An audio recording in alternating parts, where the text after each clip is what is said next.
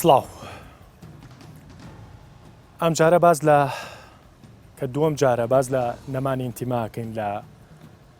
کوردستانە. هەڵبەتە قسەکە ئێمە لەسەر ئەوە نییە کە ئینتیما کەسمان ئینتیمامان نەماوە، بە دیوێکە ڕەوتێک لە بیرکردنەوە هەیە کە بەهۆی ممارەسەکردنی یا پێشکەش نەکردنی خزمەتگوزاری وەکو پێویست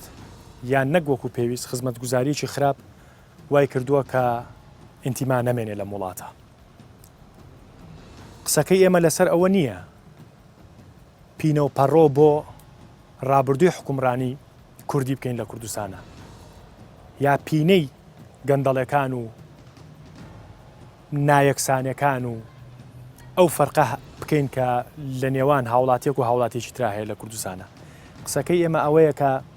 دیکتاتۆرەکان وەکو دیکتاتۆر بهێڵینەوە. دیکتاتۆرەکان ناشرینی حیزبێکی دیاریکرا و کەسێکی دیاریکرا و سیاسێکی دیاریکرا و نەکەینە هۆکار بۆ جوانکردنی دیکتاتۆرەکان. ئەو شوێنەی کە ئێمە ئێستا بەرنامەی تیا تۆمارەکەین ئەم شەو ئێمە لە شاری هەڵەبجەین و بەداخەوەم باگراوەندەشکە هەیە لە پشتمانەوە باگراوەندی 5,000 قوربانی ئەم شارەیە کە بە دڕندانەترین شێوە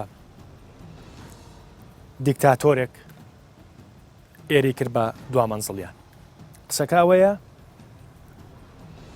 چی بۆتە هۆکاری ئەوەی کە بەشێک لە خەڵک، بەشێک لە گەنجان، بەشێک لە چین و توێژەکان بە جیاوازی تەمەنەوە کە بەشێکیان ئازارەکانی سەدام حوسێنیان بینیوە بەڵام ێستا پشگیری لێ یەکەن و ڕەنگە سازشیشە بێ بۆ بەشەی کە گەنجە و ئەو ئازارانی نەبینی بێ. بە کورتی باسی ئەڵمانیا یاکەم کە ئەگەر ئێستا تۆ بچیت بۆ ئەڵمانیا بتەوێت زانیاری لەبارەی هیتلەرەوە بزانیت، بتوێ کتێبێکی هیتلەر بخوێنیتەوە، ئەبێ لەو کتێبخانەیە کە کتێبەکە ئیستیعارەکەی تێنەپەڕێدە و کتێبە، ینی ئەو کتێبە نابێت لەسەر جادە هەبێت لە کاتێکا کە ڕوونە پرۆسی دیموکراسی و دیموکراسی لە ئەڵمانیا چۆنیە. بەر لەوەی میوانەکان بناسێنم، پاکێجێکی 2 دقەیمان ئامادە کردووە کە من بۆ خۆم بە شەرمەوە سەیرەکەم کە تاچی کورد دوای 182,000 ئەنفال، دوای 5,000 هەڵەبجە، دوای ئەنفالکردنی بارزانەکان، دوای ئەو هەموو ڕووداوە تراژیدەی کە بەسەر خێزان بە خێزانی کورد هاتووە، بەڵام ئێستا کورد زمانێکەیە ئەبەو شێوەیە وێنەی سەدام حوسێنەکە. فەرموو.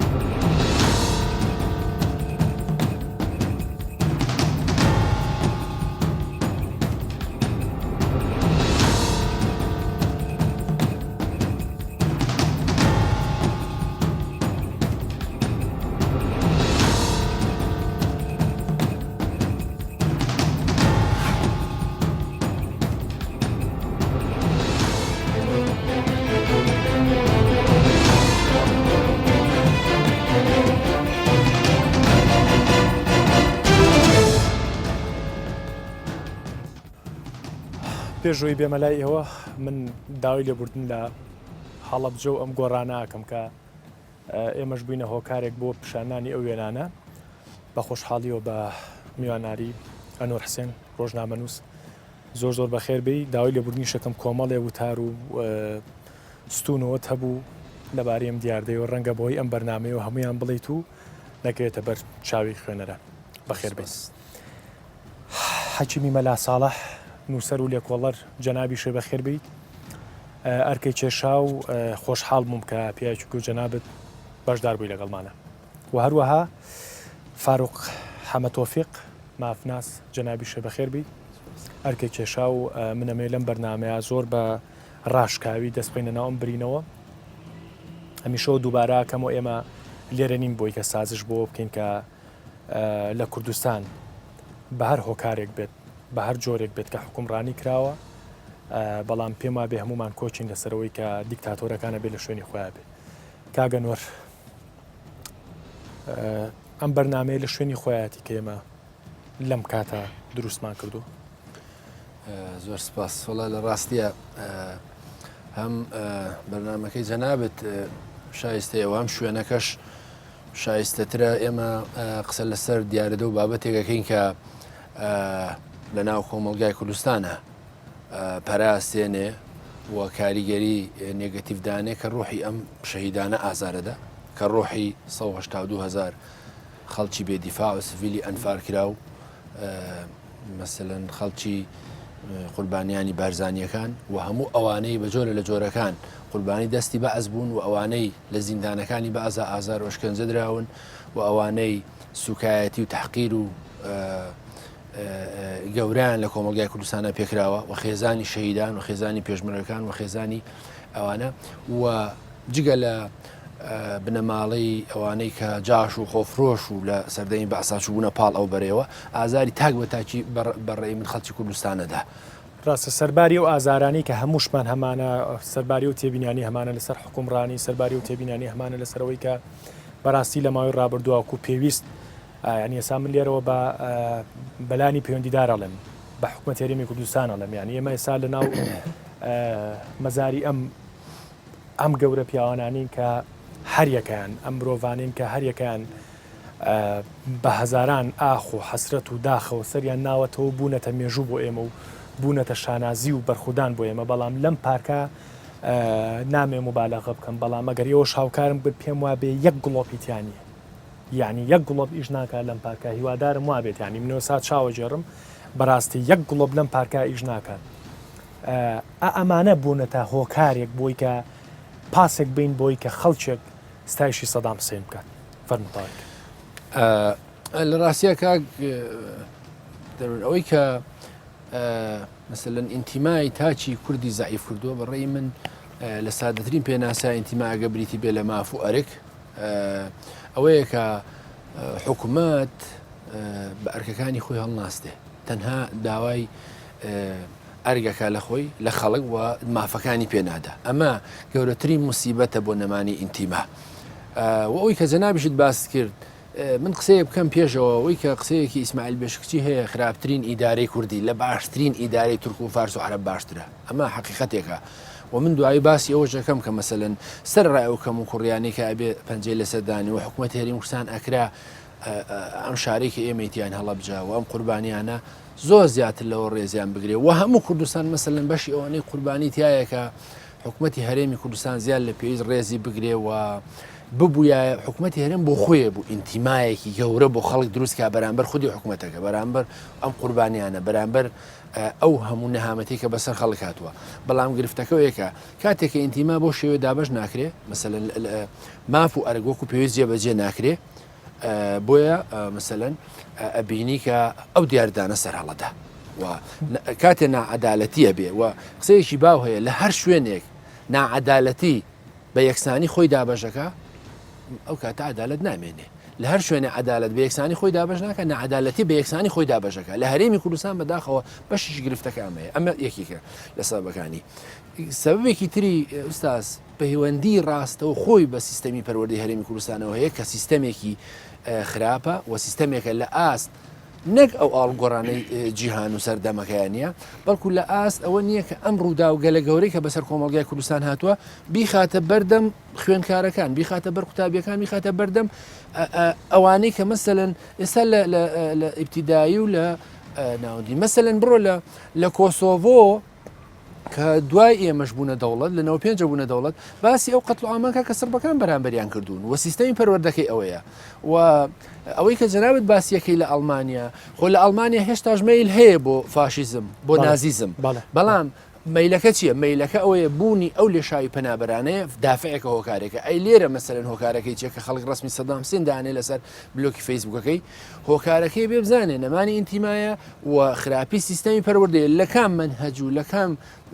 سیستەمی پەروەردەی هەرێمی کوردستانە ئەمانە باس کراوە و هۆکارەکەی چییە و چۆنی بووە و مەسەلەن 482,000 ئەنفال خەڵک ئەنفال کراوە و بیۆگرافیای جینۆسایدی خەڵکی کوردستان و بیۆگرافیای قەتڵ و ئامی سیستەمی فاشستی باز لەکوێ باس کراوە بە نظری من باز نەکراوە وەکو پێویست باز نەکراوە لەبەرەوە کاک دەرونی ئەلی حەزەکەم حکوومەت یاری کوردستان ئەم قسەیە بە نظری ئەتیبار وەربگرێ یعنی دووبارە بوونەوەی هەڵەبجە و دووبارە بوونەوەی ئەنفالی خەڵکی کوردستان ئەگەرێکە لە داهات و ڕووبدا لەلایەن ئەم سیستەمە فاشیانەی ئەم منطقەیەوە کە کوردستانیان داگیر کردووە ئەگەرێکی دوور نییە دووبارە بوونەوەی ڕاستە بە شێوەی بچووکی شەی بینی یانی ئێستا مەسەلەن لە کونەماسی قەسفەکرێ خۆ کونەماسی و سلەیمانی چی فەرقە بەڕاستی ینی لەبەرەوە ئێمە بەداخەوە ینی هیچ مێژوێکی تاڵ وەکو نابێتە مێژوو بۆمانیانی هەمیشە ترسی دووبارە بوونەوەمان هەیە بەڵام لەگەڵ ئەو ترسەشا ترسی تریشمان هەیە سا ئەمە بەڕاستی ئەم لێشاوی کە ئێستا سپۆرت بۆ پشتگیری بۆ قسەکەی جەنابەت ینی فعلەن وایە سا مەسەلەن ئەو ڤیددیوانە بەشێکی زۆری هەرێ زۆری لە تیکتۆک بوو تیکتۆک ئەو بەشەیە کە ئەتوانم بڵێم ئەو تەمەنە 15 و 16 و 14 و 13 کە ئەسڵەن پێی نەوتراوە سەدام حوسێن چێ بۆیە بێمنەتانە و زۆر بێ هیچ ئەوەیەک دایانێ دەست خۆش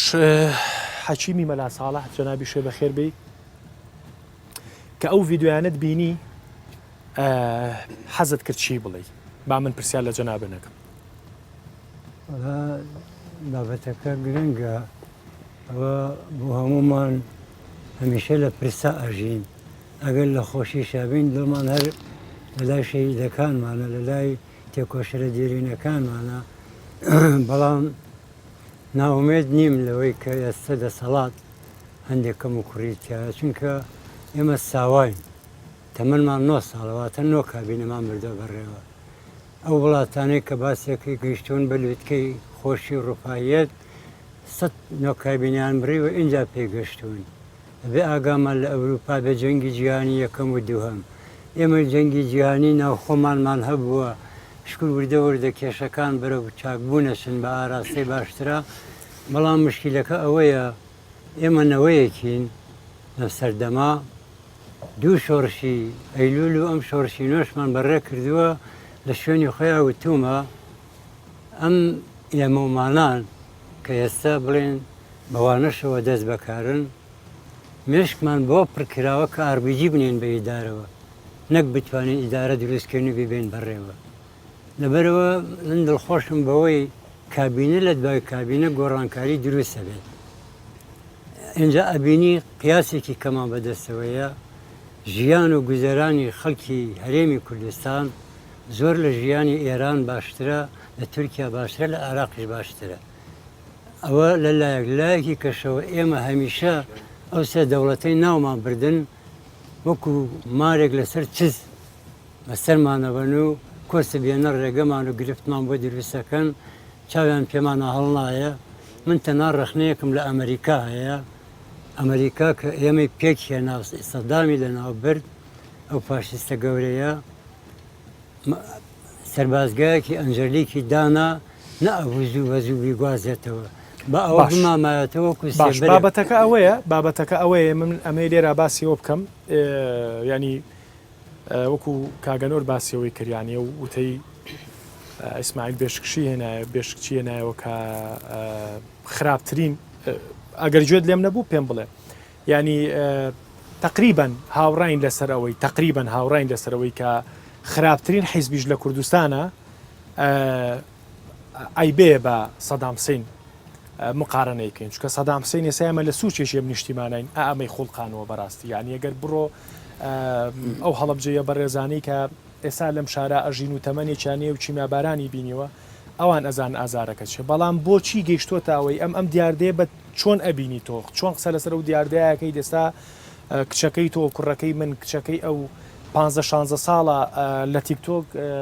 ڕیکلام بۆ چوزانم ینی بە شانوباڵی سەدام حوسێن هەڵەیە بەبێ ئەوەی کەسیش دەیپرسێتەوە بەبێ ئەوەی کەسیش نەلایانی پەیوەندیدار و نەیاسا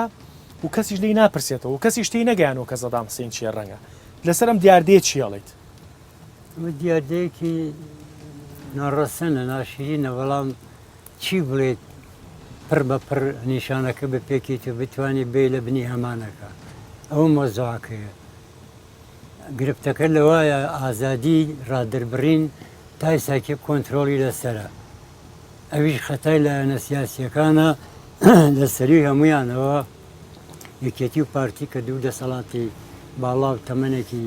درێژیان لەگەڵ شۆڕش و ئەزمونونەکانایە بەڕاستی ئازادیان تا حدێک ئەوە بە ئارەزوی خۆیان ئازادیان دیاری کردو نەخشیان بۆ داڕشتووە نەک ئارەزوی منێک کە تەمەنێکم ماوە بە کوردایەتی ئەزمونم هەیە یا ڕۆشنبیرێکی گەورەمان هەیە یا کابرایەکی زۆر زانای ڕێک و پێکمان هەیە هەموو ئەوانە قسەیان ناخوات ئللا ئەوانە نەبێکەوە بە خۆیانەوە باش ئاگەریەکێتی و پارتی ینی باسیۆمان کرد دەسەڵاتی سیاسی و دەسەڵاتی ڕەها لە باشووری کوردستان لا یەکێتی و پارتیە بەڕاستی یەکێتی و پارتی هەستێک لە چوارچەوەی یاسایەکە عقوبەی ئەو خەڵکانە بات عقوبەیەکی یاسایی هەڵبەتە لە چوارچەوەی یاسا تۆ بە باش ێزانی؟ ئەخر عقوبە جۆری هەیە بە چ جۆرێک یا ئەبێ لە قافە بیگریت ئەوەی گەندەڵی کردووە بیسەلمێنی لەسەری ئەگەر چواریش مەسەلا بکەی بە پەنوبیە بە شاشە و لە تەلەڤیزیۆنا بڵاوی بکەیتەوە و بڕیاری سەختی بۆ دەرکەیت باش ئەبێ بە دەرز بۆ دەچواریکە دەستخۆش یاسا من بۆیە لە کۆتاییە هاتمە لای تۆ لە بەرەوەی کە جۆمان لێ بێت هەڵبەتە زۆر خۆشحاڵە بم کاتێک کە میوانێکی بەڕێز یەتە بەرنامەکەمەوە هیچ ئینتیمای حیزبێکی لێ نابینم لە کاتێکا خۆی ڕەنگە ئینتیمایەکی حیزبی هەبێت و لە سێکتەرێکی حیزبی دیاریکراوەیشکا بە نمونەی کاگەنۆریانی زۆر وەکو خۆی قساکات و ئەبێ ئێمەش و حیزبەکەشی سەرنجەکانی بە نەزەریاتی باروەرگری من ڤیددیوەکەت بۆ لێم ینی ڤیددیۆی گەنجێکە بەڕاستی منی ئیسیفزاز کردیانی من ئێستا ئەم چەند دقەیەوەک و ڕۆژنامە نووسێک وەکو میدیاکاری قسە ناکەم وەکو کوڕی شەیدە قساکەم بەڕاستی کاتێک کە ڤیددیوەیەکیان بۆ نردم ینی کاتی تاقیقی نییەم بەرنمەیە بوو ینی کوڕێکە ئێستا بۆت لێم ینی ڤیددیۆکەت پیشانێم تا ئەو شوێنەی پرسیارەکان مەکەم ینی کوڕێکە بەڕاستی بەڕاست و چەپا ستایش و سوپاسی سەدام حوسێنەکە و ڕۆژی لەدایکبوونی پیرۆزەکات لە کاتێکا سەدام حوسێن وای کردووە کە من 34 ساڵە بێ باوکمیانی بەڕاستی سەدام حوسێن هۆکاری ئەم هەموو شەهید 282,000 ئەنفال و ئەو چیرۆکانەیە کە وەرە هەر بێنە بەر چای خۆت یعنی مناڵێک لە تەنیشتەوەیە و هەردووکتان زیینون و شۆفڵێک خۆڵەکە بەسەرتانە بیل لە ڕۆح دەرچوونی ئەو حاڵەتە بکەرەوە ئینجازانی سەدام حوسێن چییە بەڵام پیرۆزبایی ڕۆژی لەدایکبوونی ئەکات و ئەوەکات ئەگەر من بمەوێت یعنی داوایەکی یاسایی تۆمارکەم لەسەر ئەم کەسە ئەتوانم یاسایەگەیە لە کوردستانە یاسایەگەیە کە ڕێ بۆ بات کە من شعوری منێ برینار کردووە کە منی ئازارداوە کە ئەو پشتگیری لە کەسێکەکە کە بڕاوەتەوە دیکتاتۆرە نە قسەی من بێ بەڕاستی کاگەنەوە یاسایەگەیە بناوی خی گەورە سڵاو بۆ گیانی شەهیدانی گیانی پاک شەهیدانی هەڵەبجە و سرجەم کوردستان و مرۆڤایەتی سەبارەت بەوەی کە پێشەوەی بچین سەرەوەی کە یاسا هەیە نیە ئێمە پێویستە ئاماژە بە خاڵێکی گرنگ بکەین کە ئەوەیە هەموو شتەکان لە شوێنی خۆیان سیرکەین هەموو تاوانێ بە تاوان سیرکەین هەموو تاوانبارێکیش بە تاوان بە حەجمی گەورەی تاوانە و بچووکی تاوانەکەی ئەو کەسەی تاوانبارێکی گەورە و ستەمکارێکی گەورەی و سەدام حوسێنە مەفروض هەرکو خۆی بیناسی وەکو سەدام حوسێن کە ئەو تاوانە گەورانی کردووە یعنی بوونی مامۆستا بەڕێزانی ئاماژەیان پێکرد بوونی گەندەڵیەک بوونی خوار و خێچیەک لە هەرێمەوەمان لێنەکا لە گەورەی تاوانەکەی سەدام حوسێن و ئەمسالی ئەو ستەمکارانی مێژووی مرۆڤایەتی کەم کرێتەوە لە هەمان کاتیشە ئێمە هیچ کاتێ نین بۆ ئەوە مبەڕیر بۆ گەندەڵی و بۆ تاوان و هەرچەند بچووک بێ بۆ ئەو تاوان و گەندەڵی و دزی و ئەستەم کستەمانی کە گەورە بچووە کرێ لە وڵاتە لەبەرەوە هەموو یاسا بۆ ئەوە دانراوە تاوانی بچووک سزای خۆی هەیە تاوانی گەوری سزای گەوری خۆی بۆ دانراوە. ئێمە بەداخەوە لە وڵاتانی ڕۆژهەڵات وە بە کوردستان و عێراقیشەوە کە بەشکی لە ڕۆژهەڵات ئێمە سەرکردەکانمان زیاد لە حەجمی خۆی گەورە ئەەکەین تەقدیسیانەکەین تا ڕادی زۆر کەس دەگاتە بە خواوەندکردنیان لە هەمان کاتیشا زۆر جارێ ستەمکار و تاوانبارە گەورەکان لە ڕەدەلفیعلی خەلەلێکی داری گەندەڵیە توانین بڵین جاریشکەین ستایشیانەکەی و بە ڕێز ئاماژە بکە لەمە هەڵەیەکی گەورەیە پێویستە هەموو بۆعدەکان لە ڕووی خۆیەوە لە حەجمی خۆیان سیر بکەین تاوانبار ستەمکارە تاوان تایبەتی خۆی بدانە سەبار بە پرسیارەکەت کاڵی ئایا یاسایەک هەیە لە کوردستان ڤیددیۆی کە باست کرد بەداخەوە وەکو یاسا لە کوردستانە یاسایەکمان نییە تایبەت بەوە کە ئەو کەسێک کە وەصف و سەنا و ڕێزدانان و تەمجیدکردنی سەدام حوسێن یا گەورە ستەمکارێکی تر باسەکرێت نە لە عێراقیشە بەداخەوە نییە ئەمە خەلەلێکی ئەتوانین بڵێ حتا ئێستا ئەو یاسایە نییە نەخێر لە دەستوری ئەگەنەوە چۆن ئەبینی تۆ ینی هەتا ئێستا من بەڕاستی من پێش بەرنامەکەمە 32 سانیەیە ینی حەزەکەم گوێیەکی لێ بگرن ئازێت نەبێت بس المجيد ئەوە بۆی کە رئيس جمهورية العراق للقائد الحامل للقوات المسلحة المجاهد أني أحب صدام حسين أني أكراد أحب صدام أحب كل شي عراقيين من كردم صدام زور خوش دوي راستي قائد بو راستي سروق بو سروقاتي بس لخوي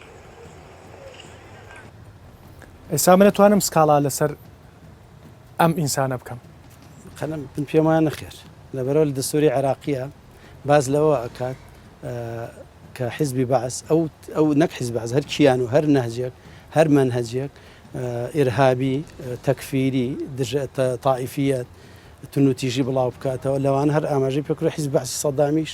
کە قەدەغەیە و قەدەغە کرا و بە یاسا ڕێگەخرێ دواتر یاسای قەدەغەکردنی حیزب بەعس دەرچوو کە وردەکاریەکان بەس لە یاساکە و لە دەستوری عێراقیشە باز لە شخصی سەدام حوسێن ناکە باز لە کیانیەکە باز لە نەهجیەکە کە ئەو بیرو بۆچوونانە ئەو نەهجانی کە باسمان کرد ئاماژی بەداخ کاگەنۆر چۆن ئەوە بینیانی من ئێستا تێبینیە گەر سوکایەتی تیابێ بە کەسایەتی سوکایەتی تیابێ بە ئایلێ سوکایەتی بە کە سوکاری شەیدە ئەوە خاڵێکی کەیە بەڵام وەکو مەبدەیەکی عام بەڕێزدانانی سەرکردە بەداخەوە لە چوارچێ یاساکانی عێراق وەرێمی کوردستانیشە نەتوان تۆکو یاسایەک بە خاڵێکی لاوازی نازانی خۆی پێویستە لە چوارچێ یاساکانە ڕێز بگرێت تۆ یعنی معقول نییە تاوانبار ئێستەمکاریی گەورەی و سەدام حوسێن و هاوبەشەکانی ئەم تاوانە گەوری کردبێ لە هەڵەبجە ئەنفالی کردبێ زیینە بە چاڵی کردبێ ئەو هەموو تاوانە گەورە ئەو هەموو سزادانی دام و دەستگا ئەمنیەکانی کردبێت تۆ شان و باڵی هەڵدە ینی تۆ دراوسەیەکت ئەگەر کوڕێکیان کوژرابێ ینی دراوسەکەی هەرگیز ڕووی ئەوەی نایە توانای ئەوەی نییە کە تەقدیس و ڕێزی بە کوژەکە بگری وەکو ڕێزە بۆ ئەوان تۆ چۆن ڕێز بۆ کەسێ دانی تەقدیر بۆ کەسێ دانی ئەم هەموو تاوانە گەوری کرد لە ڕووی ئەخلاقیەوە لە ڕووی یاسایش ڕاستەکە گەنۆرەوە کەم و کوڕی نییە زانی ئوستاس ئەم کەسەکە ئاوا بە ئاشکرا لە سوسیال میدیاوە قساکە نمونونەکانی منێ سا لەناو بەرنمەکە بە ڕێزێک وەرەگرم کە مامۆستای ئاینیە ینی ئێستا من لەسەر مینبەری مزگەوت ستایشی سەدام حوسێن نەکات و زانی کاتێکە حکوومەتی هەرێمی کوردستان وەزارەتی شەهیدانەکەی بەداخەوە داوای لێبوردن لەم شەهیدانە بکەین لیستی تایە ئەوانە بوون کە بەشداریان لە قەتڵ و ئامی خەڵکی هەڵەبجە لە ئەنفالەکان لە بەرزانیەکان کردووە مستەشار بۆ جاش بۆ مخابرات بۆ پێشمەگەی شەهید کردووە لە لیستی ئەو شەهیدانەیە ناوی نووسراوە ئەم ئینیکاساتەژە بێ لە بەرچاو بگری حکوومەتی هەرێمی کوردستان نابوو مەسەلەن لەوانە خۆش بێ کە بەشداریان کردو لە تاوانەکان بەرامبەر خەڵکی کوردستان و لە تەنیشت ئەو پێشمەرگەیەوە هەمان موچەی بدرێتێ و لە تەنیش خێزانی مامە ڕیشەوە هەمان موچەی بدرێتێ کاتێک کە تۆ لە لیستی شەیدەکان تا سەدام و هاوشێوەکانی و ئەوانەی کە مەسەلەن ڕەفتارەکانی سەدام حوسێنیان تەرجەمە کردو بۆ قەتڵ و ئامی خەڵکی کوردستان و ماڵی پێشمەرگیان شەید کردو و خەڵکی خێزانی خانەوادەی پێشمەرگیان بەگرداوە تۆ موچەیە دەیتێ مانگانە و مستەشارەکان هێناوتن دیوەخانانەیانە دەیتێ بەداخەوە ئەمە وایەکە مەسەلەن ئیتر تۆ هیچ حاجزێکی یاسایی لە بەردامدا حەجزێکی یاسایی مۆراڵی ئەخلاقی نیشتیمانی نەتەوەی نامێنێکەوە تا ڕێگا کابرا ڕێگا بەخۆیدا بێ ئەم قسانە بکە تۆ بێ جارێ بەڕاستی من جگەلەوەی کە حاکمەڵێ مەسەلەن ئەوە دروستەکە یاسانیە بەڵام هەندێک شتەیە عورفە و هەندێک شتەیە کللتوریە بەداخەوە لە بەرەوەی کۆمەلگای ئێمە بێ بڵێم زۆر هوشیار نییە کللتور و فەرهەنگەکەی لە دواوەیە لەبەرەوە پێی وایە ئەمە ئەم کەسی کام قسەیەکە پێی وایە جنێو بە سەرکردە کوردەکانەدا ئەڵێ بە سەدا حسەی سەرکردە یعنی ئێوە سەرکردە نین ومثلەن ئەگەر بە دوای ئاسایە بڵێ ئێوە سەرکردنی ئەگەر ئەمە زانی بەداخەوە کاک دەروون بەشێکی زۆر لەوانەی کە ڕخنەی منطقی لە حکوومەتی هەرێمی کوردستان ناگرن ڕخنەی ناواقعی وەرەگرن مەسەر مستەفیدن لە حکوومەتی هەرێمی کوردستان زۆریان مستەفیدن بە ئەنواع جۆر و ئەم کارانەکەن مەسەلەن باش ئەم ڤیددیوانە بڵاوەکەنەوە هەستی نیشتیمانی و نەتەوەی دابەزێنن بۆیە بەداخەوە مەسەلەن حکوومەتی هەرێمی کوردستان پێویستی بە پیاچوونەوەی جددی خۆی هەیە بۆی کە ئەوەنە خەڵک ینی ئازار نەدرێ هەمیشە باسی 5,000 شەهیدی هەڵەبجە ئەنفال بارزانی قوربانیەکانەکەین بەڵام حکوومەتی هەرێمی کوردستان وەکو پێویست ڕێزیان لێ ناگرێ مەسەلەن ڕێزگرتن هەموو ڕێزەکە لەوە چێ کۆ بووبێتەوە لەوەی کە لە ساڵێکا شەوێک کەناڵە سیاسیەکان یا کەناڵە حیزبیەکان ئەو شەوەدانێ بۆ ئەو یادە و بەعکسەوە بە جۆرێکی ژادیەکاتەوە کە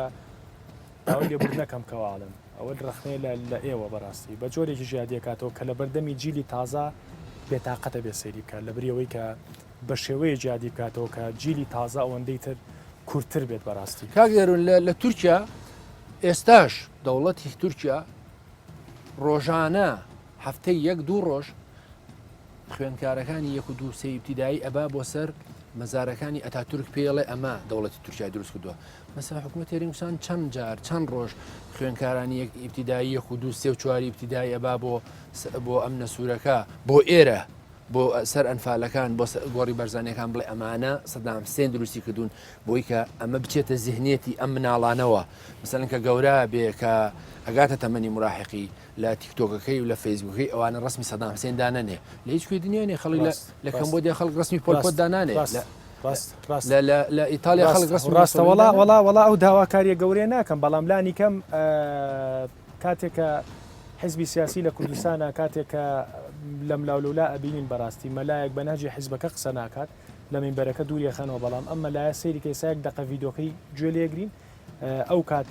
ژمارەکەی مانوەرد گرتووە تاوان ئاگای لێ نییە بە مۆبایل یەکێک لە هاوکارەکانم تەلەفۆنی بۆکەم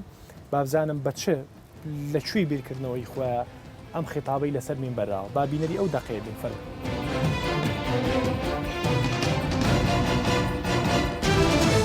گەنجێکی خوێندکاری عێراقی دەکوژرێ ئەو کاتە ڕئیسی عێراق سەدام کەمە پێمان زاڵم و خراپ بوو مووقیف وەردەگری پەیوەندی خۆی لەگەر ئەو دەوڵەتەی قەتع دەکا پەیوەندی سیاسی و اقتصادی و تیجاری دەڵێ ئیلا بەمەرجێک عیلاقە لەگە دەکەم و دەبی سەرۆکی وڵات بێتی عێراق و بچێتە لە ئەو خێزانە داوای دەبوو من بەڕاستی حەزەکەمەوە نیە تۆزێک ئەمە لا بەڕێزەوە ئەگرم بزانم ئۆکەی ڕقم غێر مساڵ بە ڤایبەرەکەی خۆم بۆ یەکەم بزانم کاک حەکیم جۆلۆ مەلایە بوو چی پێڵێ وەکو نووسەرێک وەکو لێکۆڵەرێک وەکو پیاەشی ماندووش لەم وڵاتە ئەوە شتێکی بەسۆز بوو هەمومان جوڵێنێ کە ئازاد بێگە چێژین بەرامبەر بە ڕووداوێکی وە بەڵام یەکە قیاس نییە بۆ نەتەوەیە ئەبێ بزانین هەزاران هەزار مناڵی بەختەوەریشمان هەیە هەزاران هەزار قوتابی زان کۆمانەیە بە ڕووپایەت ئەژینانی ئێمە بە بۆنەی یەک کەسەوە بە لێ قەومانی کەسێک و دوو کەس و چەند کەسێکەوە جڵەبی ئومێد بەرنین ئومێدمان بەرز بێت ئێمە گلەیمان هەبێت لە دەسەڵاتی سەرەوەی خۆمان هەبێت لە سەڵاتی سەرەوەی خۆمان ئەوەندەی وەکو دووپش کە میشە لەسەر چزن بۆ یەکتر کوشتن یەکتر خستن ئەوەندە بە خەمی میلەتەکەەوە نین بە خەمی خۆیان و کابینی خۆیان و شخصیاتەکانی خۆیانەوە هەن من خۆم ێستا ئینتیمام هەیە بەڵام من دە ئینتیما داوای کارم لێکراوە نەمکردوە چونکە کارەکەیان گۆمەکان وا لێڵ کردووە ئەخنکێم تایە باش تۆ پیاەکی لە کۆمەڵە سەکتەری جیاوازە و ڕۆژنامە نووسی ژیانی سەکتەرێکی گرنگە ئێستا لە کوردستانە ئیشە کردووە. یعنی پێشنیاری تۆ چیە بۆ لایەنی پەیوەندیدار بۆ بە سیستەمکردنی ئەم جۆرە لە ئەتوانم ناوی بنێم بەرەڵایی بەڕاستی ئەم جۆرەوە تا مەسەلەن دان ڤیدۆمان لە تیکتۆک گەناوە دان ڤیدۆمان لە فەیسبوک گەناوە ناوی دنیای پێنجبان لایە و من هەر بۆ بەڕاستی ینی سرم لەم چەند ڕۆژە متابعی پەیجەکەی ڕەغد مەگرت کچی سەدام حوسێن بەڕاستی یانی ئەو تەرویجەی لێرەوە بۆ یەکرێ ڕەغدی سەدام حوسێن خۆی و تەرویجە بۆ باوکی ناکا بەڕاستی چی بکەین بۆی کە پێشنیاری تۆ چیە بۆ لایەنی پەیوەندیدار ئوستاز لە ڕاستیە پێشەوەی کە مەسەلەن حکوومەت هێرێم و لایەنە پەیوەنددارەکانی پەنا بۆ ئیجراءات و توندوتیژی و ڕەتفی ئەلبەرن پێش هەموو شتێکە بێ مەسەلەن خۆی فۆرمەڵەکاتەوە یعنی بزانێ ئەم گرفتانە چیت و ئەم گرفتانە بەردەوامە بن زۆر تریژە بن و وڵاتانی دەوروبەریش هانی هەندێ لەم مەلایەنە و هەندێ مەلای ترەدەن بۆی کە ئەم گوتارانە بدەن و تەسیری منفیدانێن خۆرەم مەلایەنە مەسەلەن لە شەڕی داعشا مەلایەک هاتوتە سەر میربەر بانگەوازخوازێک هاتوتە سەر میربەر ئەڵێ من ناتوانم بە پێشمەرگە بڵێم شەهیدە چونکە لەژێر ئاڵای ئیسلامانیە ئەمە بێ مەحکەمەیەکەی مەلایەکی تری ئەڵێ من ناتوانم بە داعش بڵێم تیرۆریست کە لە کاتێکە زیاتر لە 1500 شەهیدی پێشمەرگەی شەهید کردووە و بۆ خۆ دەزانی خەڵکی شنگالی چی لێ کردووە مەسە ئەم جۆرە گوتار و ختابە هی دەرەنجامی بەرەڵاییە و ئەمە نەک بۆ مەلایەکی دینیە ئەمە بۆ ڕۆشنبیرێک و بۆ نووسەرێکی سەر بە ئەحزابی سیاسی کوردستانی ئەبێ مەسەلەن ڕێگری لێ بکرێت و گرفتەکە ئەوەیە کە بەداخەوە لە ئەو لایەنە سیاسیانە بخۆیان بە جۆرە لە جۆرەکان سوسیال میدیایان بەکارهێناوە بۆ دژایەتی یەکتر و ئێستا بەشێکی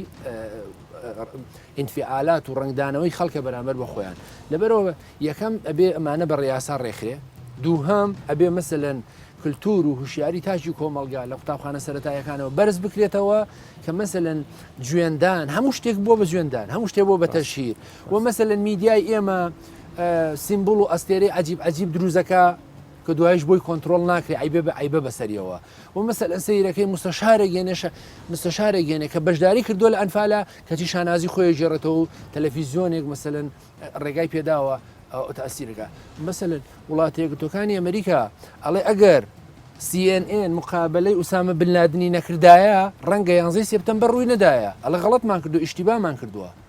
یەک مقابلە کەچی ئێمە وتەبێژی مەسەلەن داعشێنین مقابلەیەکەین داعش یەک دێڕی نووسیوە لەسەر دیوارێک لە شوێنێک کەچی لە داعش گەشتە سلێمانی ئەمانە ئێمە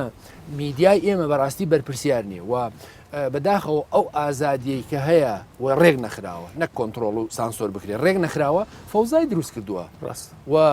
ئەوەی کە جەنابیشت باس کرد ئامارە نێودوڵەتەکان ئەڵێن بەشێکی زۆری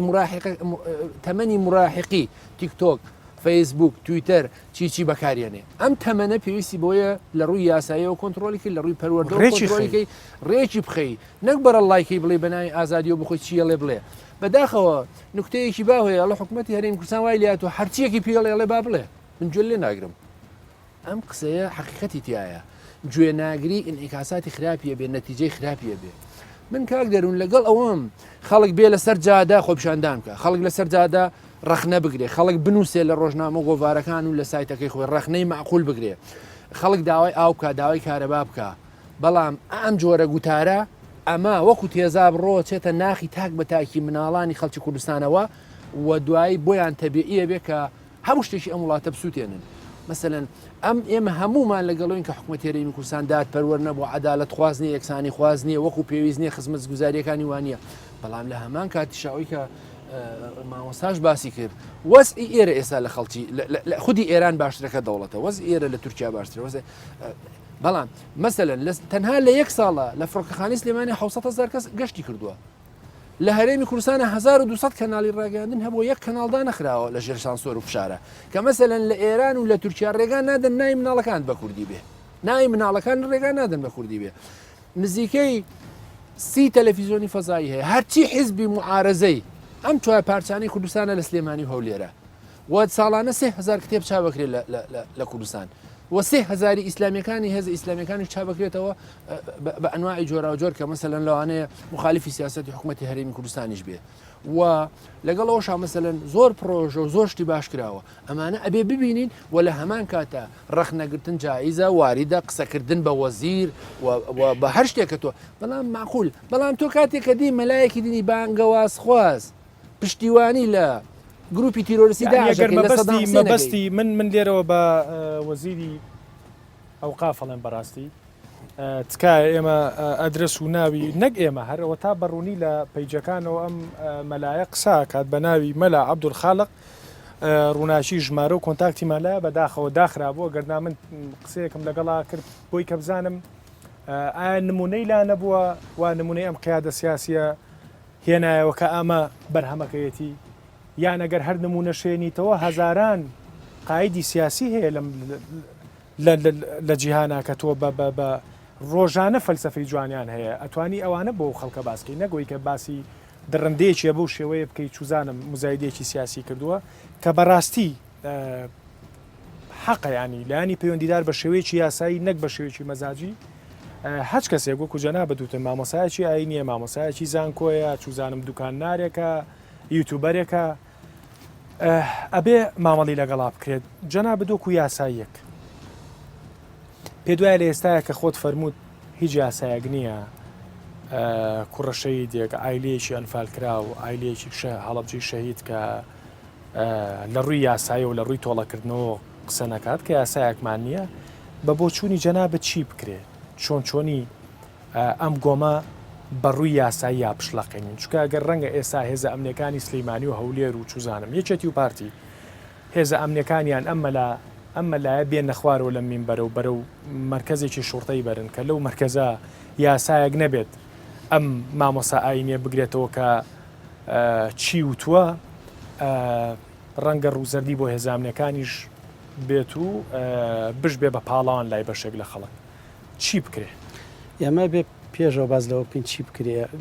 گلەیەکە لەوە کاگەنەی ژاماژەی پێکرد کە زۆر جار بۆ بەدافع و پاڵەر بۆەوە چەنەها گەنج بەلایانی کە مۆخۆسەد کەس دانیشت مەدحی سەدام حسێن و ستەمکارانی ئەوە بکە بەیە ئاماژە بەوە بکەین یاسای قەدەغەکردنی حزبی بەعس کاتێکە دانراوە و یاسای دادگایکردنی دادگای تاوانەکانی عێراق کاتێکە لەم یاسایانە داوا ئەکری ئەوانەی کە دەستیانە بووە لە تاوانەکانی دش بە مرۆڤایەتی تاوانە بە کۆمەڵەکان تاوانی هەڵەبجە و ئەنفال و زیندە بەچاڵ و ئەوانی کە تەفاسیل لە عێراقا ڕوویاوە چەنەها کەس هەیە ئەمە لە یاساکە هەیە ڕاستە ئێستا ئەوە لە چوارچەوی یاسا نهاتۆ بەس تاوانی گەورەترمانەیە لە چوارچەوی یاسا هاتووە لە عێراق و لە هەرێمی کوردستان چەنەها مستەشار و کەس هەیە و کاگەنۆر ئاماژەی پێکرد کاکە لە یاساکە داوا کراوە بە پێی یاسا بێت تەسلیم بکرێت دادگایی بکرێ بەڵام بەداخەوە ئەوانە نەک دادگایی ناکرێن بەڵکو لە کوردستانە ڕێزیان لێگیرێ و زۆر جار هەیە یعنی هۆکان بۆ ئەوە لە ڕێوانەوە بچی واستە بکەی بگەیتە ئاستی وەزیرێک بگیتە ئاستی بەڕێوەبەرێک بۆی کە ئامانجێکی هەدەفێکی پێکی یعنی ئەو گەنجە ئەمە بەڕی نییە بۆ ئەو گەنجە ستایشی سەدام حسێن بکە بەڵام کاتێکە بینێ مستەشارێک داوا کراوە بە پێی یاسا بێ دادگایی بکرێت لە دادگای لە مرکزی عێراق لە بەغایە بە دادگایکردنی ئەو تاوانباری کە دەستێ بۆ لە ئەنفالکردن و شێتکردنی کیمیاباران و ئەنفال و بارزانیەکانە دادگایی ناکرێت بێگومان تۆ بێت چاوەڕ بکەیت کۆمەڵە ڕەدڵفعل لەمە بەڕێ نییە بۆ ئەوە لەبەرەوە ئێمە پێشەکی ئەبێت تاوانە گەورەکان چارەسەرکەین بێگومان ئەمە بەشێکی دی بەشێکی تری هەموو شتێ بە یاسا چارەسەر ناکرێت کۆمەڵەش هەیە و مامۆساوتی لە سیستەمی پەروەردەی لە وتارە ئاینیەکانە بێ ڕێکخورێن بە شێوەیە کە تاوانەکان وەکو خۆی بناسرێ و هەوڵ بدرێ بەڕاستی ینی حکوومەت چایە بە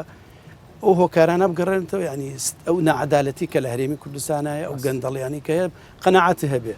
یعنی ئەگەر لە ماوەی یەک ساڵە من ئەمە قەنەعەتی خۆم موچە لە کاتی خۆیان بدرێ شایستە دایرەکان بە خەڵک بدرێ مافو امتیازات بە خەڵک بدرێ دڵنیا بە ئەو جۆرە ڤیددیوانە بە ڕێژێکی زۆر لە تۆڕە کۆمەڵایەتەکان و لە تیکتۆک و لە چیا کەمە بێتەوە ینی ئێمە بێ سەرچاوەکانی دروستبوونی سەرچاوەکان وتی بەشێک لە ناڕۆشنبیری ئەم خەڵکانەیە ینی مەسەلەن بۆ نمونە ئەڵێ سەدام حوسێن تاکە سەرۆکە ینی ئێوە سەرۆک نین ینی بەشێک ئێوێ نقورچی قیاداتی سیاسیە قوبەی قیاداتی سیاسی کوردی بەوە بات بەشێکی وەصفکردنی سەدام حوسێن نییە بەشێکی غێرباشی جنێودانە بە دەسەڵات و بە بەرپرسێک و بە حیزبێک و لەبەرەوە ئێمە توانین بە شێوەیەکی کە سەرچاوەکانی دروستبوونی هۆکارانە بدۆزنە چارەسەریکەن بە ڕێژێکی زۆریان چارەسەر ڕاستە کۆمەڵک هەیە هەر حەزی لێتی لەوەچی هەر معجی بێ پێ ئەو کاتە تۆ توان لە ڕێی یاسا و لە ڕێی وەسایلی ترێوە دامزگای ترەوە چارەسەری بکرێت بەڵام من قەنەعاتمە دەرەجەیەکەم نەعەدالەتی بوونی گەندەڵی بوونی نەبوونی شەفافیت لە هەرێمی کوردستان ئەمانە بووە بەهۆی ئەوەی کە چەند ینی کەسانێک هەیە لەوە باش لە ساڵ 92 تا ساڵی 2023 ئەنی کەس دیقەت بە تا ڕێژێکی زۆرکەمیش کەس ئەو وەسف و سەنای سەدام حوسێن نەکردو بۆ ینی خەڵک بەستەمکاری زانیوە قسەی پێوت و هەرگیز کەس هەر خۆی ڕێگەی بەخۆی ناوجۆرەتی نەکردو کاتێک کە بینی ڕێژی گەندەڵەکان نەعەدالەتیەکان زۆرە بێ زوڵم و ستەم زۆرە بێ کۆمەڵە تاوان لە هەرێمی کوردستانە زۆرە بێ وای لێ خەڵک شەرعیە دەدابەوە کە ئەمە مبەڕیر نییە بۆ ئەوە لەبەرەوەی بێ ئەمە سەرچاوەکانی بدۆزینەوە ڕێگری لێ بکەین ئەو کاتە گەر پێویستیشی کرد لە چوارچێوەی ئەوەی کە ڕێز لە ئازادیەکانی خەڵکی بگرین ئەتوانین لە چوارچێوی یاسایشە جێگە بۆ هەندێک تاوان بکرێتەوە سزای بۆ دابن ڕاستە کۆمەڵی لە دوانمان وەرگرتووە با بینەری و لێ دوانانە بین بزانین خەڵکەڵەکی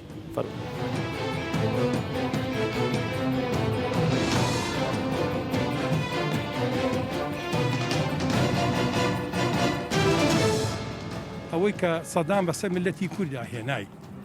ئەو جیلەی ئێستا ڕەنە زۆشتی نەزانی بە یان زۆشت نابیستە یاخود نێخێنوە ئەوەی کە بەسەر خەڵکی کووردا هات لە چیماباران لە ئەنفال لە ئەعدامکردنی بە جملەی گەنجەکانمان لە سزن ئەمە هەرگیز ئەوە ناهێنێ من بڵێم با بچینە پاڵ بەغا یان بچین موچەی بەغا وەگرین یا بڵێن دیکتاتۆرەکان لەمان باشترن نەخێت بە ئێستاشەوە ئەڵێم پێشمەرگەیەکی کوردستان بە هەموو لایەنەکانی و بە پارتی و بە یەکێتی بە گۆڕان بۆوانەی کە چەگانن پێشمەرگەیەک سەرانی هەموو دیکتاتۆرەکانەیە وەکو برۆزای شەهیدی ئەس چمە گوندێ خۆوەختە ئەسویچیۆیت بینم هەمی گۆڤە بیرۆ من تێتە بیرۆ من یدان عمر بێژن الفلان عردی مۆمێتە ئەهڵوی پێیۆکە هەنێ مۆمێتە شەهید ببی و هەمی گۆڤڵ تێتە بیرۆ من چاوە ئێکل دەف من مەتحێت سەدام بکاتن ئەس عادستان بم ئەوە هەنێ پێدویە ئەم بێژنە هەمی خوشک و برێت خوال هەمی منطقه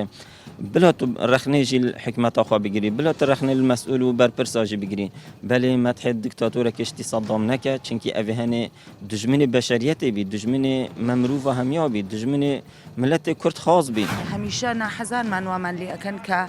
أولاتاني دورو برمان شايان تبريوين ك نتوانن بيويست قالك خومان بجينا بلام خوش بختانة إيمش برو آسو هەنگاوانێن هەمیشە گەشتبینین لەبەرەوەی ئێمە هەمومان کوردین من پێم خۆشە هەمیشە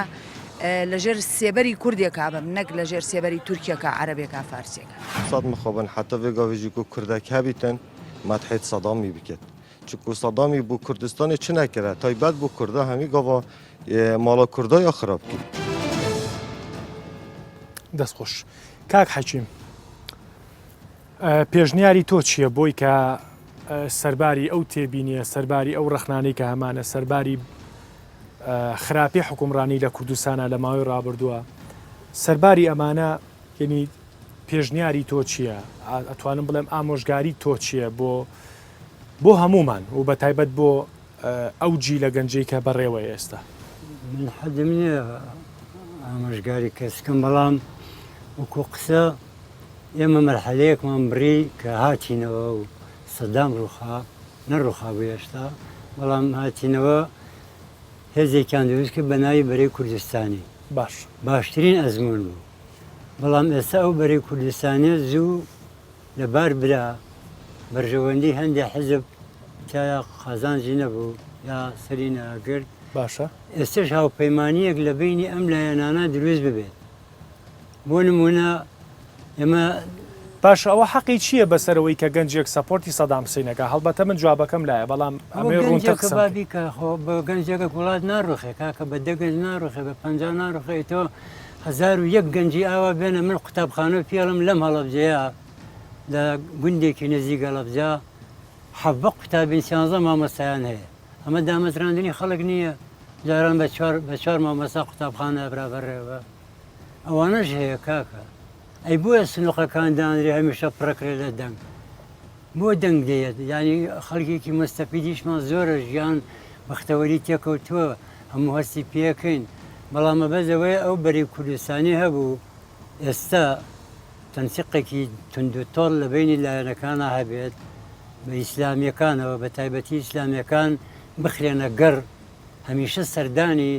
حکوومەتی تاران بکەن کە ئیسلامی حکوومەتی بەغداد کە ئیسلامی حکوومەتی تورکیا کە ئیسلامی هیچ کاتێک زەختیەوەتان کردووە کە لە سێکتەری پەروەردەکە ئەم بابەتانە جێ بکرێتەوە کە وێنەی دیکتاتۆرەکان وێنی شۆڕژگەرە حەقیقەکان وەکو خۆی بگەێنن بە جیلی تازە ئەمە ئاڵۆزیەکی گەورەیە یعنی حتا کە ئەو قانون سیاسیان دانا زۆر تەبیعیە لە باخەڵی ئێمەی ببڕن بێن بە ئوستازانەی کە خەبیرن لە دەرەوە بیانێنن دەرس بڵێنەوە بە ئینگلیزی بێ بە فەڕەنسی بێ بارچێک بێ بۆ ئەوەی ئێمە لە ڕووی یاسا و لە ڕووی ئەوە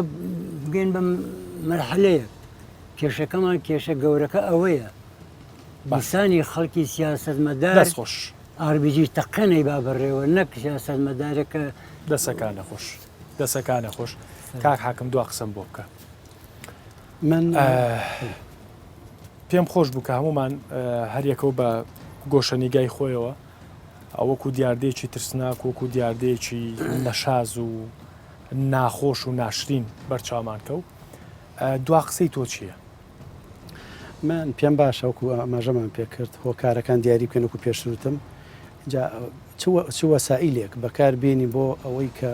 ئەو جۆرە لێدوانانە ئەو جۆرە خیتابانە نەهێڵێ ینی بۆ نمونە مامۆسایەکی ئاینی ئەگەر هەبێ لێدوانێ بداومەتی سەدام بکە بە سەدان مامۆسای ئاینیمان هەیە باز لە ستەمەکانی سەدام حسێنەکە ئێمە توانین لە ڕێی سیستەمی پەروەردەوە لە ڕێی وەزارەتی ئەوقاف مامۆسایانی ئاینیەوە کە بە سەدان مامۆسا ئاینی هەیە کاریگەریان لەسەر تاکی کۆمەڵگە زۆرە باز لە ستەمەکانی سەدام حسێن بکە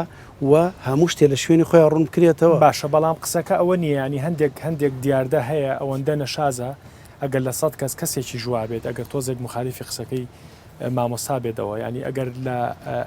ئەمەندە ڕوونەکە سەدام حسێن دیکتاتۆر بوو ئەوەندە وازەح ئەگەر لە هەزاران کەس لە 10,000 کەسان نەخێت لە هەموو کوردستان ئەگەر یەک کەسی شەبێ ستایشی بکات هەر دیار نییە هەر عیبە نییە زۆر ڕاستە تەواو ئەستەمکار هەندێک تاوان هەیە ڕۆژانە چەندها تاوانەکرێ بەس هەندێک تاوان هەیە زۆر بێزرا و قێزەون کاریگەری لەسەر تاکی خەڵگە ینی تۆ بە کەسوکاری 5,000 شەیدی کیمیاباران 182,000 ئەنفال و شەیدانی بارزانی و ئەو گۆڕە بە کۆمەڵەکان چیە هەموو مناڵی شەهیدێ هەموو مناڵی شەهید دەکاتەوە لێدوانادی ئەو کۆمنتە نووسیەوەکەی ئەنی دڵی ڕاست لەکێ باوکی شەهید بۆ براکەی شەهید بوو ینی وردە ئەو چیرۆکانەی کە بەداخەوە زۆریان نەنووسراوە تۆ لە کارەساتی کیمیابارانی هەڵەبجا هەموو مناڵێکی ئەم شەیدانەی کە ئێمە سە گوێی لە وتارێکە بێ یان کۆمنتێ بخوێنێتەوە بەڕاستی لە ناخۆ ئەسووتێ لەبەرەوە بێ حساب بۆ بکە و تاوانی ئاسایی تر نیە ڕۆژانەکە دەسەکانە خۆش کاگەن وەردوا قسە ئوستاز ئەو یەک قسەیە زۆر خراپە یەکیانەوەی کە ئەم مەلایە لەو سەردەمە ژیاوە کە بەعز جینایەتی کردووە بە وەعیەوە قسەکەکە وەکو مراحقی نێ وەکو گەنجێک نییە کە لە زەمەنی ئەوانە ژیاوە ولا بەلاوەعی قساکە و دووهەم ئەوەیە کە خراپیەکەی ئەوەیە ئەمە ئەگەر مەسەلەن ڕەخنەشی لە دەسەڵاتە نابێ ئەمە بڵێ مەسەلەن ڕەخنەی جدی ڕوو بە ڕەسەڵات بڵێ ئەمە یەکیانەوەی ئوستاز خۆ هەرم مامۆستا ئاینێ نییە مەسەلەن لە پەیجی ڕسمی معتەبەر خەڵکی معتەبەر ڕۆژنامە نووسی معتەبەر راپۆرتی سەدام حسێن کە چۆن بڕیارەدا جەنگی کوێت هەڵگیرسێنێ وەکو سەدام حسێن وەکو سوپەرمان نیشانەدا یا کە چێتە بادینان و مەڕ بۆ سەربازەکان نەکڕێ وەکو بەخشندە نیشانیەدا باشە ئەمە بۆ چیەکە بەس لەبەرەوەی لایکی پەیجەکەی زیادکە نازانێت کە مەسەلەن چەنە تەئسیری سلبی داهێنێ بۆ کۆکردنەوەی لایک بۆ سەبقی سەحەفیەک توش ئەم گرفتانە هەبێ و قسەی دووەمی سێمیشمەوەیە کە حکومڕانی مۆدێلی حکومڕانی لە هەرێمی کوردستان بەرپرسە لەوەی کە ئەم جۆرە گوتار و ختابە نەشیاوە نابەرپرسیارانە نامۆڕاڵانە دروست بکە ئەبێ بزانێت بەرپرسە و ئەگەر فۆرمەڵی مۆدێلیزەکردنی حکومڕانی خۆی نەکا ئەبێ چاوەڕوام کە کارەساتی لەمە گەورەتر ڕووەدا خاڵی ئەخیرم ئەوەیە کە کاک دەروون بەداخەوە کە مەسەلەن خەڵکێکی هەیە لە ناو کوردستان خوازیارە هیوایەتێتی خەوم بۆ بینێ ئەم حکوومەتە بڕوخێ کۆتایی پێبێ بەڵام مەسەلەن بە هەزاران کەسیش بە ملیۆنان خەڵکیش هەیە کە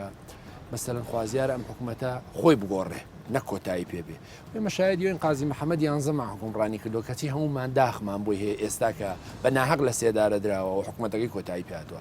حکوومەتەکەی مەلیک مەحموود لە سلێمانی و گەرمیان تێنەپەڕی بوو بەڵام هێشتا ئێمە شانازی بۆ حکوومەتەوەکەین سەرباری تێبینەکانی حکومڕانی و حکوومەتڵێش بەڕاستی بۆچی مەسەن ئەم حکومڕانی سەرڕای ئەو هەموو دەستکەوت و خزمەت گوزاری و پێشکەوتنەی کە بەدەستی هێناوە مەسەن هیوا بخوازین کە بڕوخێ نا هیوا بخوازین کە باش بکرێ بەڵام باشکردن بە ڕەخنەی واقعی بە جددی بەڕوبەڕوو ئێمە ئەزانی کە حکومڕانی هەرێمی کوردستان خراپە مۆدلی حکومڕانیەکەی خراپە گەندەڵی ناعەدالەتی نەوت ئەگەرم حکوومەتە بڕخێم خەڵکە لە کوێ هاتچۆکە هەرچی بەرپرسی تەنان ئۆپۆزیسیۆنی وڵاتانەش لەم فڕۆکەخانانەوە هاتچۆکە لە کوێ هاتچۆکەن و مەسەلەن ئەو هەموو خەڵکە شەهید بووە لە شەڕی داعشا لە پێناو چییە بەچی جوابی ئەدرێتەوە و مەسەلەن ئەگەم حکوومەتە بڕوخێ ڕاستە حکوومەتی هەرێمی کوردستان نە بەهەشتی ئەوروپایە نە دۆزەخی ئەفریقا دەستخۆش گەیشت و جوانیش دەستماخستە برینەکەەوە منیش لە کۆتایی ئاڵم بەڕاستی هەر ئیزافەیەک بۆ قسەکانی جەنابەت ینی لایانی پەیوەندیدار حکوومەت هەرێمی کوردستان وەزارەتی ڕۆشنبیری وەزارەتی ئەوقاف ئەو وەزارەتانەی کە پەیوەندیدارن بە پەیوەندی ڕاستە و خۆیان بە ژیان و ڕێرەوی ژیانی خەڵکەوە هەیە یعنی تکایە ئەو خەڵکانە بکەن بە ئەستێرەکە شایانی ئەوەن بکرێن بە ئەستێرە بەڕاستی ینی ئەو خەڵکانە کراون بە ئەستێرە کە ڕقیان دروست کردووە بۆ هاوڵاتیانی کوردستان و لەو ڕقا هەر کەسە و بە جۆرێک تەفسیرێکات بەشێکی بەشپرزەیەتە سەر شەقام و نازانی بۆیەتە سەر شەقام لە بریەوەی کە ڕاکانی لە بریۆی ڕخنەکانی لە بەردەمی دەستگایەکی حکومیە بکاتچە لە بەردەمی بانزینخانەیەکی داماوایی کات بەشێکی خەڵک لە بریەوەی کە ڕخنەی تونگ ببرێت لە حکوومەت و لە ڕقی و ئەستێرە گەمژانی کە ئێوە کردوتانە بە ئەستێرە ستایشی سەدام حوسێنەکەەوە ئازاری دڵی هەزاران شەهید و کە سوکاری شەهیدەیات کاوە تا هەر یەکە و یعنی ئەمە 5,000 شەهید نییە لێرە ئەمە 5,000 چیرۆکە زەربی هەر ئایلەی 15 چیرۆکی تراژیدیا کە ئێستا لە ژیانە ئاژین بە نمونەی کە لە چەند هەفتەی ڕابردووە گەنجێکی ئەم شارە خۆی خنکان کە هۆکاری کۆکۆی کە ڕاگەیەندا نەخۆشی دەرونی هەبوو نەخۆشی دەرونی هەیە لە بەروی کە سوکاری بە تراژیدیا مردووە بەڵام لەم لاوە بە هۆکاریەوەی ئێوە خەڵکی نەشیا و ئەستێری گەمژەتان دروست کردووە ئەم ڕقەی خەڵکتان ئەستور کردووە بۆی کە ئەزیێتەکەمان زیاتر بێ لۆدەکەمان زیاتر بێ ئەگەر شتێکی شکرا بێ بەرچاو نەکرێ و لە کۆتایی شاڵم کە لایانی پەیوەندیدار و پەرلەمانی کوردستان ڕژنووسێک یاسایەک هەموار کابووی کە ئێمۆمانان بتوانین کە سوکاری شەید بتوانێت کە کەسێک بە نێرگەلەیەکەوە دانیشتووە و قاش لەسەر قاجیا مامۆستایەکی ئەتوانم بڵێم نازانم چی پێ بڵێم بەڕاستی چکە ڕەنگە لەسرم کە یەوکو پیشەکەم بەڵام مامۆستایەک وەکو کاگەنۆر فەرمووی کە هەردوو زروفەکەی بینیەوە کە تاوانەکانی سەدام حوسێنی بینیەوە بەڵام لەسەر مینبەرێک دانیشە باسی چیرۆکیی بچووکیەکات وەکو شانازی باسیەکەن هیوادارم شتێکمان کرد بێ هیوادارم کوردستان بگاتە ئەو شوێنی کە ئەم ڕووداوانە ئەم ئازارانەمان ئەم دیاردانەمان بێ بەڕابوو.